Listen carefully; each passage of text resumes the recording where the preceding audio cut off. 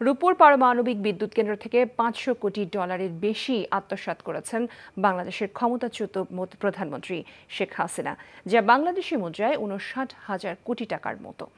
নিজেদের ওয়েবসাইটে এমন দাবি করে তথ্য প্রকাশ করেছে গ্লোবাল ডিফেন্স কর্প।